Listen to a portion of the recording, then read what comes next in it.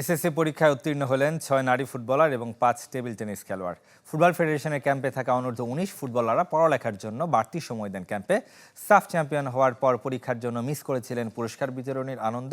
তবে সবাই এখন পরীক্ষার ফল পেয়ে খুশি। ফেডারেশনের ক্যাম্পে থাকা ফুটবলারদের মধ্যে ঐশী, রুমা, কানম, উমেলা, পূজা আর সুলতানের কাছে ১২ মে দিনটা বিশেষ। ৬ জন এসএসসি পরীক্ষা দিয়েছিলেন, সবাই পাশ করেছেন। ঐশী আর উমেলা পেয়েছেন এ, আর বাকিদের জিপিএ ৩-এর ওপর। ফলের পার্থক্য ছাপিয়ে মাধ্যমিকের ধাপ পেরোনেই সবার মনে খুশির জোয়ার। বাবা মার সাথে ফোনে কথা বলেছেন নারী ফুটবলাররা, ক্যাম্পে সতীর্থরা জানিয়েছেন শুভেচ্ছা।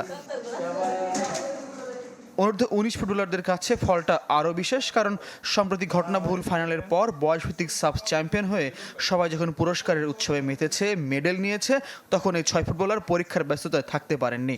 পরীক্ষার জন্য ক্যাম্পেও বাড়তি সময় দিতে হয়েছে পড়ালেখায়। সবার ক্ষেত্রে আসে পড়াশোনার পাশাপাশি কোনো কিছু করে, আমরা খেলাধুলার পাশাপাশি আসলে পড়াশোনাটা করি। রুমে তো সবাই আমরা মিলেমিশে থাকি, তো একজনের প্র্যাকটিস থাকে, একজনের থাকে না, তো আমরা ডাইনিংয়ে অনেক রাত ধরেই পড়তাম সবাই গিয়ে গিয়ে। বাসায় কথা বলছি, বাপ মার সাথে কথা বলছি, ওনারা খুব খুশি, কারণ আমি এত ভালো স্টুডেন্ট না, এতটুকু পয়েন্ট পাইছি, ওনারা খুব খুশি।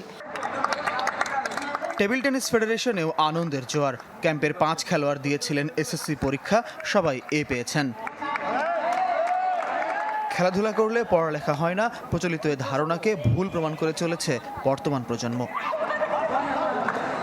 ফয়জুল ইসলাম, চ্যানেল 24, ঢাকা।